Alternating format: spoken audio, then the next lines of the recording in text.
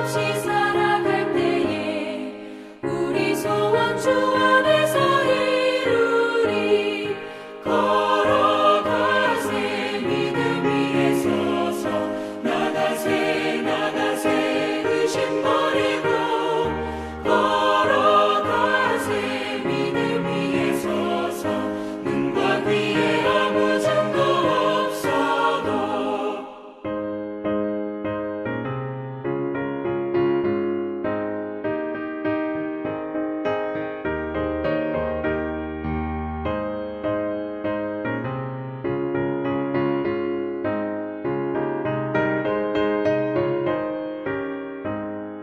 '주님의 거룩함을 두고 맹세한 주 하나님 아버지는 참 기쁘다. 그 귀한 모든 약속 믿는 자에게 능치 못할 무슨 일이 있을까. 걸어가세 믿음 위에 서서 나가세 나가세 의심 버리고 걸어가세 믿음 위에 서서 눈과 귀에 아무 증거 없어도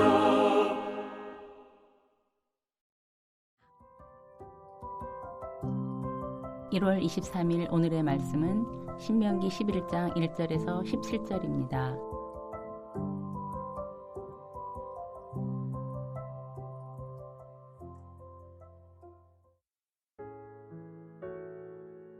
그런즉 네 하나님 여호와를 사랑하여 그가 주신 책무와 법도와 규례와 명령을 항상 지키라.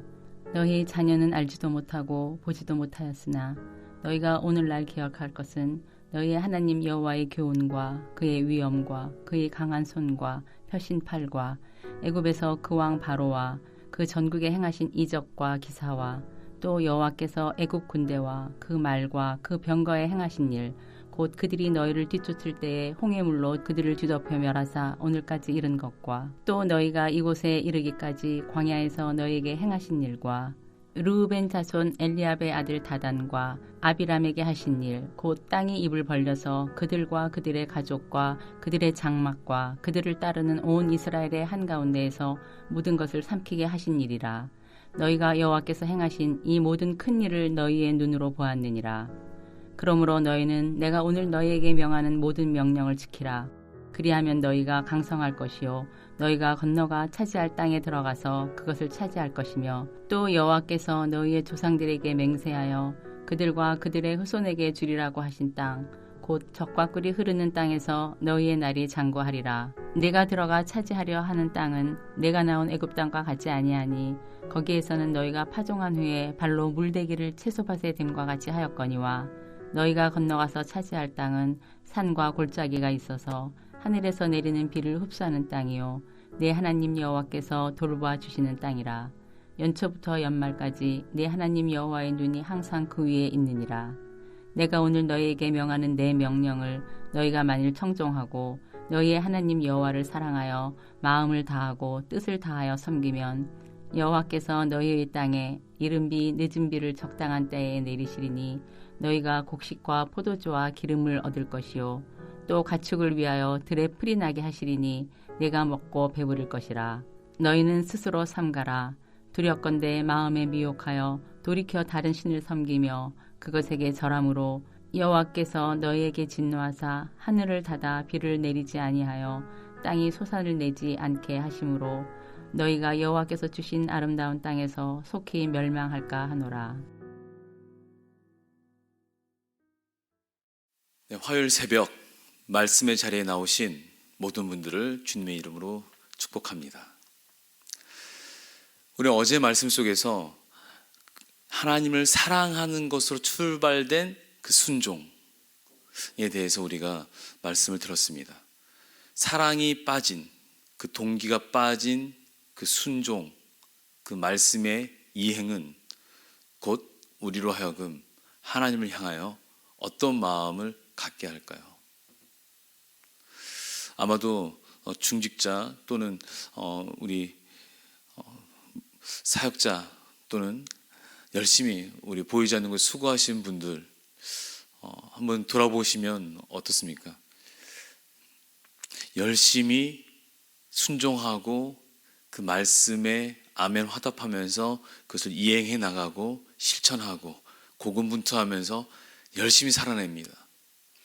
근데 하나님을 향한 사랑이 싹 말라버리면 우리 마음에는 나의 의의가 그 중심에 싹 트기 시작합니다.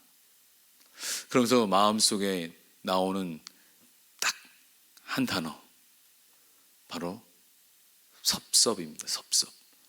하나님을 향한 섭섭한 마음. 이 섭섭증, 우리 들었죠? 섭섭증에 걸리게 됩니다. 저 역시 지난 한 3, 4년간 그 섭섭증에 걸렸습니다.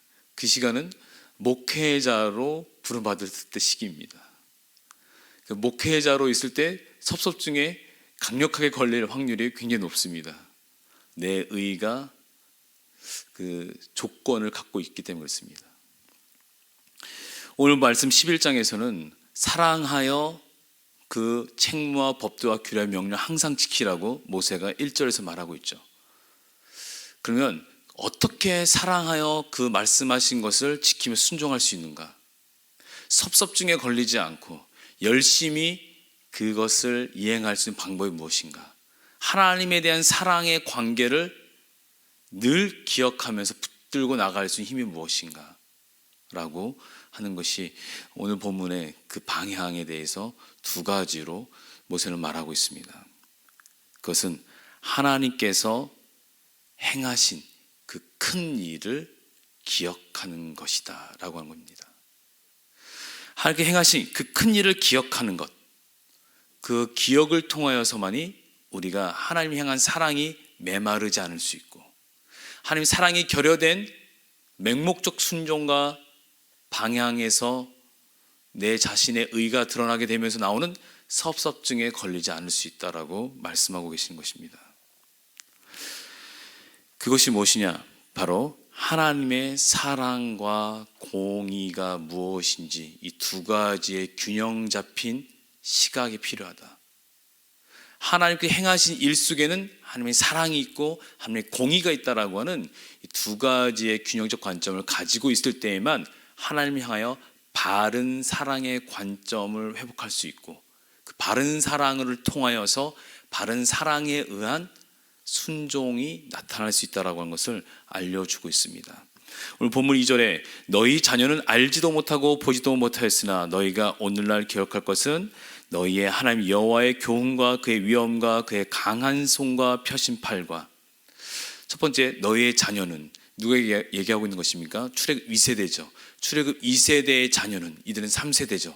3세대뿐만 아니라 여기에 포함된 건 뭡니까? 4세대, 5세대, 6세대, 7세대 더 멀리 확장해서 보면 우리에게도 포함된 말씀인 것이죠.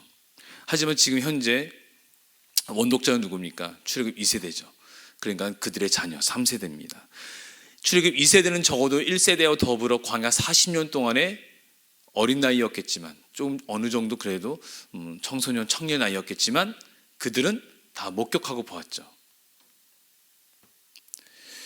그리고 그 기억을 가지고 있습니다.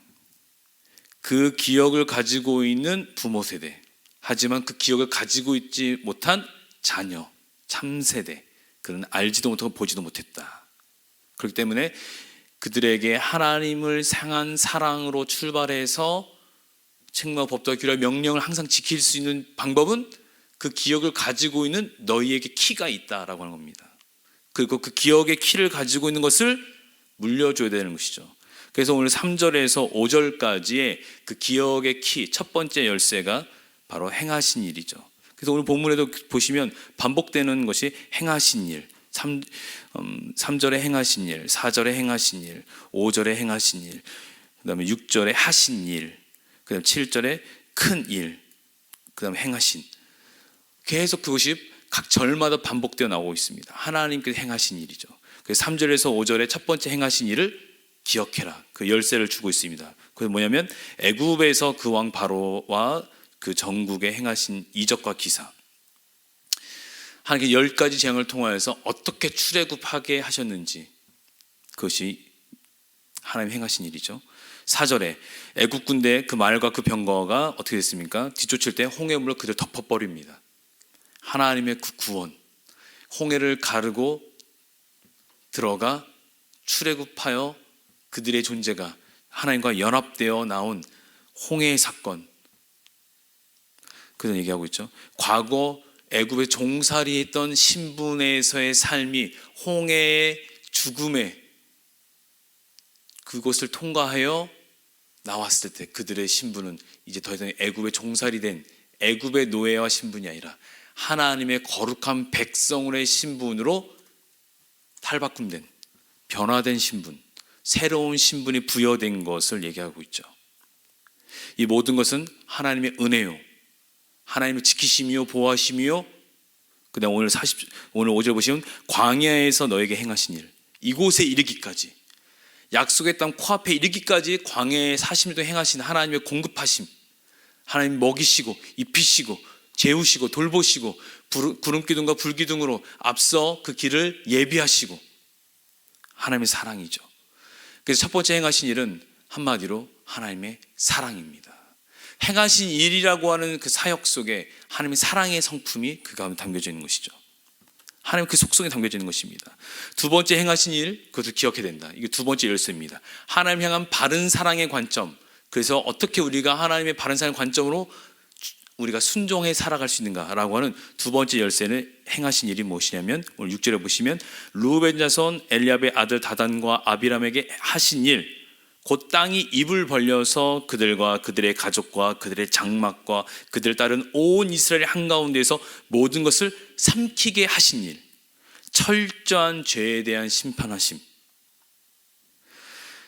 하나님의 공의의 역사, 그것을 기억하라고 하고 있습니다. 그래서 모세는 하나님의 백성으로 약속의 땅에서 이제 열심히 살아가야 되지 않겠습니까? 하나님의 백성의 의무로서 열심히 그 목적 가운데 열심히 그들이 살아가야 되지 않겠습니까? 근데 그럴 때 그들이 바른 사랑의 관점에서 왜 우리를 애굽에 살게 하지? 굳이 이렇게 고생시키면서 여기 이렇게 해서 우리를 이렇게 힘들게 하시고 왜 우리를 이렇게 끄집어내서 우리를 고생시키시고 우리를 죽이려고 하시는가? 차라리 애굽으로 돌아갔으면 좋겠다 라고 원망과 불평 속에 하나님을 향한 섭섭증에 걸려서 있는 그 상태가 되지 않도록 하나님께서는 이 두 가지의 행하신 일을 기억하라고 모세를 통해 말씀하시는 것이죠. 나는 너희를 지키고 보호한 사랑의 하나님이다. 철저하게 또한 너의 죄를 대하여 묻고 그것을 심판하는 나는 공의의 하나님이다 라고 하는 것을 하나님에 대한 그 속성과 하나님의 인격에 대해서 얘기하고 있습니다. 행하신 일 속에 하나님의 인격이 그 가운데 있음을 모세는 이 세대들에게 기억하라고 얘기하고 있습니다. 이 모든 것을 뭐라고요? 실제로 보시면 너희가 여호와께 행하신 이 모든 큰 일을, 이 두 가지 큰 일을 너희의 눈으로 보았다, 경험했다, 너희가 알고 있다 라고 말하고 있는 것입니다. 그래서 오늘 본문에서 우리에게 주는 교훈은 무엇입니까? 자녀 세대에게, 우리의 자녀 세대들은 우리가 경험한 하나님에 대해서 모릅니다. 하지만 우리는 그 하나님을 그들에게 알려줘야 됩니다. 무엇을 통해서요? 우리의 기억을 통해서요. 우리의 기억 속에 뭐가요? 하나님께 행하신 일, 첫 번째, 그 두 번째 행하신 일이 있습니다. 하나님 사랑, 하나님 공의, 이 두 가지의 기억의 균형적인 관점에 하나님을 향한 바른 관계의 관점이 지니고 있을 때에만 그 기억을 우리의 자녀, 하나님을 알지 못하고 경험하지 못하고 그들에게 전해야 되는 것입니다. 기억의 균형이 필요하다고 하는 것입니다. 그래서 내게 주신 은혜와 사랑뿐만 아니라 내 죄악으로 인한 하나님의 심판하신 일들도 우리는 기억하고 있어야 되고 그것을 자녀들에게 얘기해 줘야 됩니다. 내가 승리한 일, 내가 성공한 놀라운 하나님의 은혜와 사랑의 일만 전수하는 것이 아니라 우리의 기억은 내가 내 죄악으로 실패하여 밑바닥 쳤을 때에 있었던 그 공고함들, 내가 불순종했던 나의 죄악, 그것까지도 물론 이제 그 수준에 따라서 오픈되는 내용이 조금 다를 수 있겠지만 자녀들이 알고 있어야 된다는 것입니다. 얼마나 내가 불순종한 죄인이었는가, 그때 하나님의 공의가 어떻게 나를 회복시켜 주셨는가 라고 한 것에 대한 기억도 우린 자녀들에게 알려주고 가르쳐줘야 됩니다. 내가 받은 사랑만 가르쳐주게 되면 불균형 성장이 되는 것입니다. 특히 우리는 아이가 어렸을 때 조금만 아파도 병원에 가거나 뭐 있죠. 또는 아이들이 한 번씩 응급실 가거나, 또는 우리가 손댈 수 없는 고열 40도가 넘어갈 때 우리 부모님들 다 아실 것입니다. 우리는 뭐 합니까? 바로 그 앞에 납작 엎드려 무릎 꿇어 하나님 앞에 내 죄를 회개하죠. 그 순간 오늘 있었던 이거 잘 하나님 앞에 이거 조금 양심의 가책이 느꼈는데 그 가책이 속에서 내 죄악을 떠올려 회개하죠. 그리고 회개해서 끝납니까? 회복시키실 때 다시 한번 하나님 앞에 그 은혜와 감사 속에 기쁨으로 반응하죠. 공의의 하나님 앞에서 우리의 모든 것이 다시 회복되어져서 감사로 전환이 되고 기쁨으로 전환되는 경험, 이것이 하나님의 공의죠. 죄에 대한 심판에서 그치는 것이 아니라 하나님과의 관계가 가깝게 회복될 수 있도록 하는 것이 이 공의의 가운데 있습니다. 따라서 우리는 하나님께 행하신 일 속에 균형적인 기억의 시각을 갖고 가야 되는 것을 우리가 그 교훈을 삼아야 됩니다. 행하신 일들 속에서 하나님 누구신지에 대한 사랑과 공의의 하나님을 바로 알고 그것을 전할 때 바른 사랑의 관점을 나 자신뿐만 아니라 우리 자녀들도 알지도 보지도 경험하지도 못한 우리 자녀들도 하나님을 바르게 인식하고 성장할 수 있다는 것입니다. 모세는 하나님께서 행하신 그 큰 일에 대한 기억하도록 출애굽 2세대에게 지금 요청하고 있는 것입니다. 따라서 이러한 하나님의 사랑에 대한 건강함이 우리 가운데 중요한 방향의 적용상이 되겠습니다. 그렇다면 우리는 돌아보게 됩니다. 이것을 기억하는 것이 무엇인가? 이것은 우리가 새 언약의 백성으로 살아가게 되는 것입니다. 하나님 앞에서 행하신 일에 대한 기억의 균형을 갖도록 하는 것입니다. 그것은 오늘날 어떻게 우리 가운데 임하고 있습니까? 오늘 우리에게 그것이 무엇입니까? 하나님의 사랑과 공의의 바른 사랑의 관점, 그 기억의 균형을 전할 수 있는 것이 무엇입니까? 바로 십자가입니다. 십자가만큼 하나님의 사랑에 대한, 하나님의 공의에 대한 균형적인 관점을 가질 수 있는 것이 없습니다.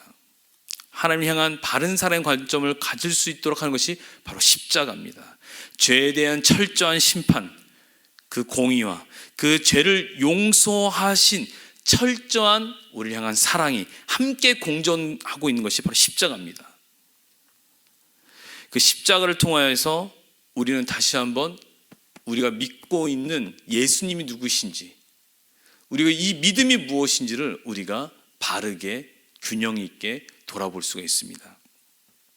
그러므로 우리가 오늘 예수님을 믿고 살아갈 때 우리의 삶의 영역에서 하나님의 사랑에 대한 이 바른 삶의 방향성, 이 두 가지에 대한 관점이 바로 십자가에 있다라고 하는 것을 기억하면서 우리가 차고 있는 목걸이, 집에 걸리는 십자가, 이 뒤에도 이 십자가 볼 때마다 오늘 하루는 한번 하나님의 사랑이, 하나님의 공의하심이 내 죄를 철저하게 심판하고 물으셨고 또 그것을 어떻게 하셨습니까? 용서하신 것이죠. 그것이 철저하게 이 십자가 속에 있다라고 하는 그 상징, 그 의미를 우리 가운데 새기면서 오늘 하루를 출발하시는 우리 모든 성도님 되시기 원합니다.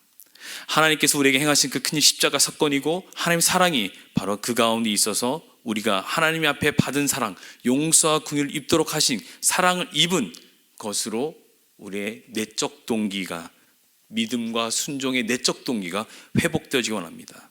우리에게 임한 책무와 법도와 규례와 명령을 의무적으로 지키는 수동적 순종이 아니라 능동적으로 순종하여 살아갈 수 있는 자원함과 기쁨으로의 모든 올 한 해의 사역이 출발되기 원합니다. 그러나 인생을 살아갈 때 우리는 하나님께서 크신 그 행하신 일, 바로 십자가를 묵상하며 오늘 출발하기 원합니다. 같이 함께 기도하시겠습니다. 살아계신 하나님 아버지 감사합니다. 오늘 말씀을 통하여서 진정으로 그 십자가를 붙들고 가기 원합니다. 그 안에 하나님의 공의와 사랑이 있습니다.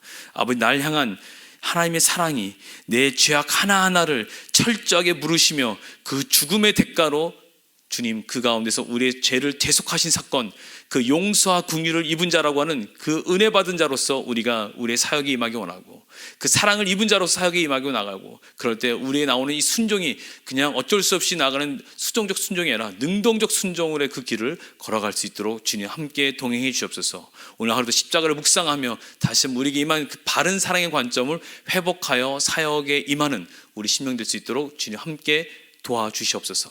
예수님의 이름으로 기도합니다. 아멘. 함께 주기도문 하시겠습니다.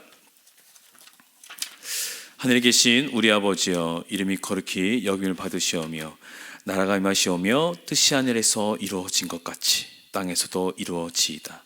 오늘 우리에게 일용할 양식을 주시옵고 우리가 우리에게 죄 지은 자를 사하여 준 것 같이 우리 죄를 사하여 주시옵고 우리를 시험에 들게 하지 마시옵고 다만 악에서 구하시옵소서. 나라와 권세와 영광이 아버지께 영원히 있사옵나이다. 아멘.